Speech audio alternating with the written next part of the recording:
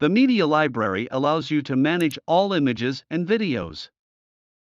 You can add images and videos and display them on the virtual whiteboard. Keep in mind that the media library is only temporary. All files added to the media library are only stored as long as the session persists. Once the connection ended, all files will be deleted from both the WebApp and also from the HoloLens. We do not recommend uploading large image files or long videos, as these files might take quite a while to be ready to use. The remAid media library allows for pictures JPEG, JPG, and PNG formats. Videos can be uploaded in MP4 format. In case you want to show a longer video or media in other formats, please use the screen sharing feature. After clicking, you will be prompted by the browser to select the window, browser tab, or application that you want to share. The screen share will be displayed on the virtual whiteboard. You can also draw and write on the screen share. For more information about the writing and drawing tools, please consider the virtual whiteboard chapter. The media library can be accessed in two different ways. You can either use the Quick Access Media Library in the whiteboard view, or you can use the Media Library view. Both views have exactly the same functionality.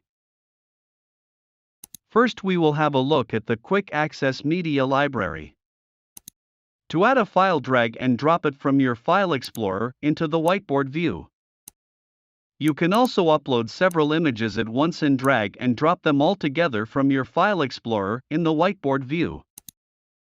You can switch to the Media Library view by clicking on the Go to Library button. All files will be automatically added to the Media Quick Access in the whiteboard view and to the Media Library view. Adding files to the Media Library view works the same way.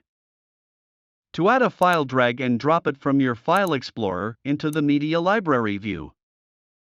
You can also upload several images at once. Or you can click on the plus icon and search the files in your File Explorer. If you can't see your newly added file, you might need to scroll down. Taking a snapshot for the operator can be very helpful, in case the operator doesn't have his hands free.